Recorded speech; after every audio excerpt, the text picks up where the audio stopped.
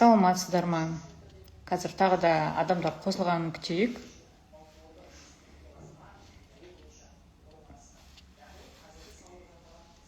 Менің аты-жөнім Кусанова Ақмарал, Отбасы банктың кеңесшісі болып келемін, Ақтөбе қаласындағы. Бүгінгі тікелей эфиріміздің тақырыбы Наурыз және Наурыз жұмыскер. Қазіргі таңда Наурыз бағдарламасы бойынша арыздар қабылданып жатыр. Қазір бізде соңғы жетісі, яғни 1 желтоқсанға дейін, осы жұмаға дейін үлгеріп қалыңыз. Ал Наурыз жұмыскер бағдарламасы бойынша қаражат толықтай қамтылды, және Наурыз жұмыскер бағдарламасы осы жылы уже тоқтатылды. Бірақ та келесі жылға әлі дайындалып үлгеруіңізге болады. Келесі жылы Наурыз жұмыскер бағдарламасына қатысып көруіңізге болады. Наурыз бағдарламасының ең басты шарттарының бірі, соңғы 5 жылда атыңызда, жолдасыңыздың атында және кәмелетті жасқа толмаған балаларыңыздың атында үй болмау керек. Екінші шарты, отбасы банкте сізде депозит болу керек. Сол депозитіңізде кем дегенде 2 миллион болу керек. Наурыз бағдарламасы бойынша бірінші нарықтағы үйлердің тізімі Баспана маркет сайтында тіркелген. Қаланың территориясы бойынша бірінші нарықтағы үйлерден беріледі. Егер екінші нарықтағы үйден алатын болсаңыз, онда ауыл аймақтардан қарастыруыңызға болады. Бастапқы жарна. Черновой отделкідегі үйлерге бастапқы жарна 20%, чистовой отделкідегі үйлерге бастапқы жарна 10%. Сосын Наурыз бағдарламасы бұл конкурсный бағдарлама, ол жерде балл тағайындалады. Сондықтан да сіз депозитіңізді ашып, қаражатыңызды жинап, оған біздің банктен түсетін сыйақыңызды жинағаныңыз дұрыс. Өйткені сол сыйақыға байланысты ертеңгі таңда сіздің балыңыз сол сыйақыға тікелей байланысты болады. Сосын бізде мысалға Наурыз жұмыскер бағдарламасы бойынша ол жерде конкурс емес, ол жерде арнайы салаларды жұмыс жасайтын, арнайы мамандықта жұмыс жасайтын жұмысшылар қатыса алады мысалға. Және олардың егерде айлығы, барлығы жеткілікті болса, олар уже рәсімдеуге келеді мысалға. Ал Наурыз бағдарламасы бойынша ол жерде конкурс. Сондықтан да осы күннен бастап дайындала беріңіз. Егер келесі жылға Наурызға қатысам десеңіз, осы күннен бастап депозит ашып дайындала беріңізге болады.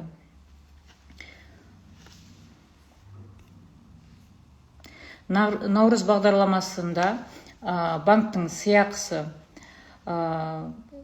социально уязвимые слои населения дейді ғой, сол категорияға кіретін тізімде тұрған азаматтар үшін 7%, қалғандарына 9% болады. Және де кейін ол пайыз төмендейді банктың шарттары орындалғаннан кейін.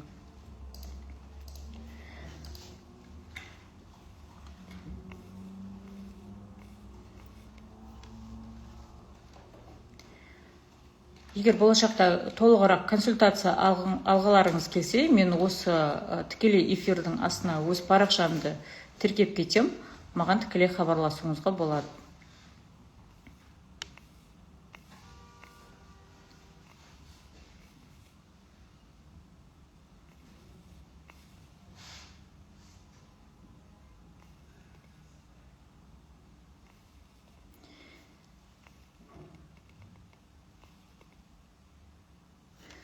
Пенсионкедегі ақшаңызды аударуыңызға болады.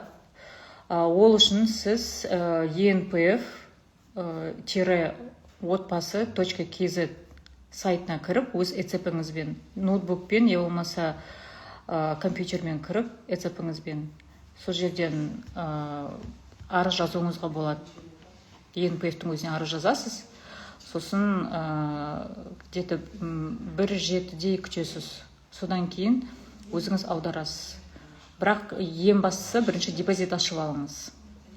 Депозит ашып аласыз, сосын егер сіздің мысалға депозит ашып берген өзіңіздің кеңесшіңіз болса, сол сізге кеңес береді, қалай аударуға болады.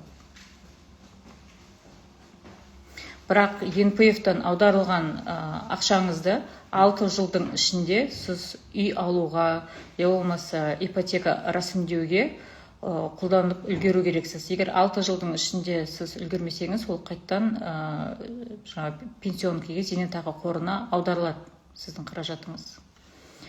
Арендалық үйлер әлі басталған жоқ, күтудеміз. Мүмкін жаңа жылдан кейін басталып қалар.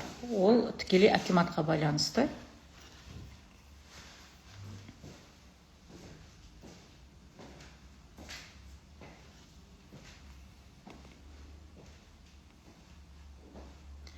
Наурыз жұмыскер бағдарламасынан предодобрение алғандар үйлеріңізді тапқаннан кейін қайттан менеджерге келіп рәсімдеуді толық бітіру керек боласыз.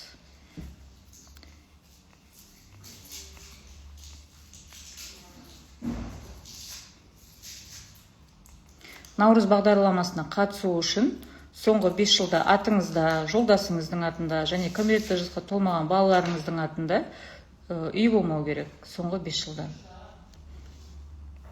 Егер атыңызда үй болған болса, онда біздің стандарттық бағдарламамыз бар, 50-50. Сол бағдарламаға қатысып көруіңізге болады.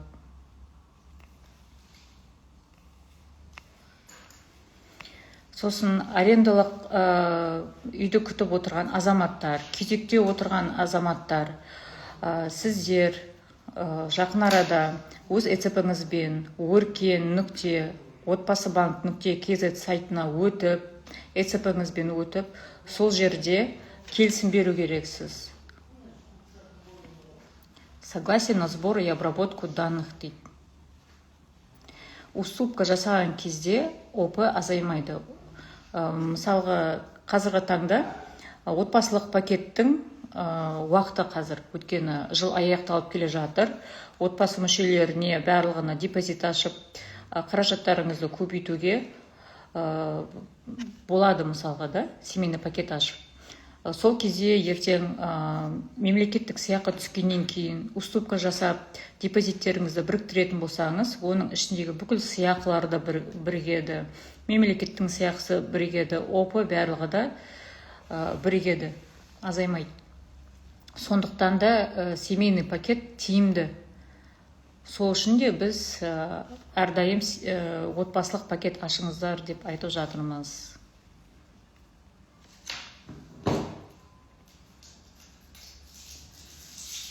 Отбасы банктың қосымшасын аша алмай жатсаңыз, ояқтан тіркелу өтпей жатырса, бірінші кеңесшіңізге жазып көріңіз, мүмкін көмектесер. Я болмаса біздің колл-центрге хабарласасыз. Кез келген поисковикке, интернет поисковигіне жазасыз, видеозвонок деп, сол жерден біздің операторымызбен хабарласып көруіңізге болады.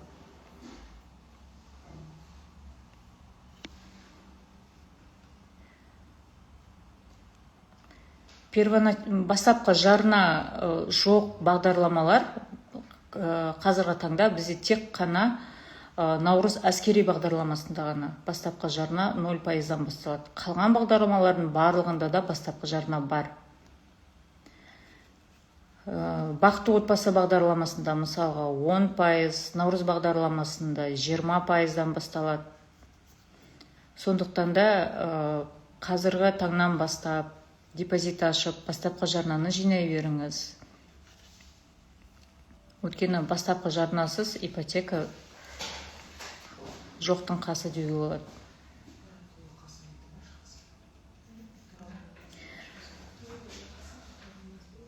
Жыл выплата алушылар, мысалға 50-50 бағдарламасы менен ипотека рәсімдейтін болсаңыз, сіздің сол жыл выплатыңыз сол ипотекаға ипотека біткенше төленеді сізге.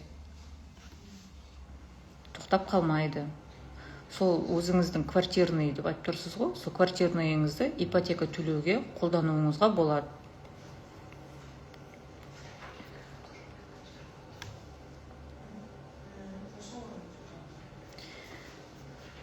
пенсионный отчислениеңіздің порогы мысалға сізде қанша деп көрсетіліп тұр, сол сумманың барлығында депозитке аударуыңызға болады. Біз жақтан шектеу жоқ. Зейнетақы қоры жағынан шектеу болуы мүмкін мысалға да, бірақ біз жақтан шектеу жоқ. Егер сізде мысалға порог көрсетіп тұрса, 500 мың жаңағы аударуға болады деп, үй алуға, я болмаса депозитке салуға, қолдануға болады деп бүйтіп көрсетіп тұрса, сол сумманың барлығын депозитке жинап, үй алуға дайындала беруіңізге болады. Наурыз бағдарламасы бойынша конкурстың нәтижелері бұйырса 8-ші желтоқсаннан кейін мәлім болады.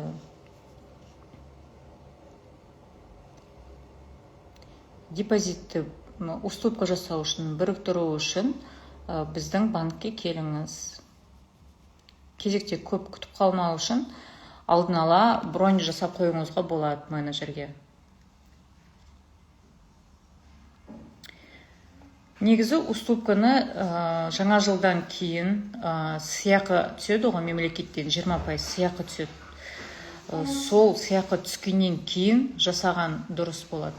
Өйткені егер сіз мысалға бүгін уступка жасасаңыз, онда бір депозитте тек шектеу бар да, мемлекеттен. Бір адам басына шамамен 157 мың түседі. А егер сізде мысалға отбасыңызда 2-3 депозит болса, сол 2-3 депозитке 20%-дан түседі. Сондықтан да бірінші сол сыйақыны түскен күтіңіз, сосын барып уступка жасайсыз.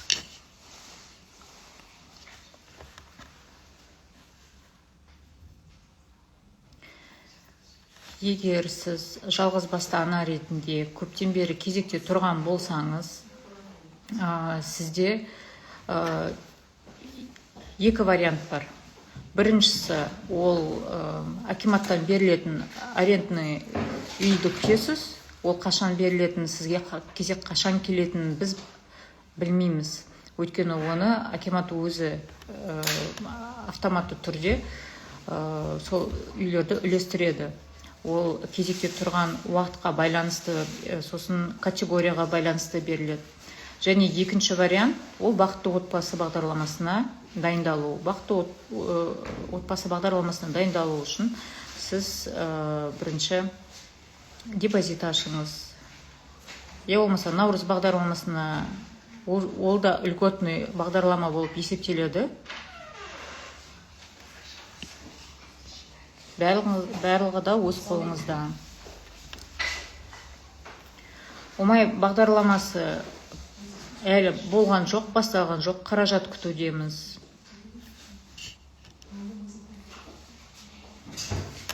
Егер сіздің несие тарихыңыз бұзылған болса, бірақ та ол несиелеріңіз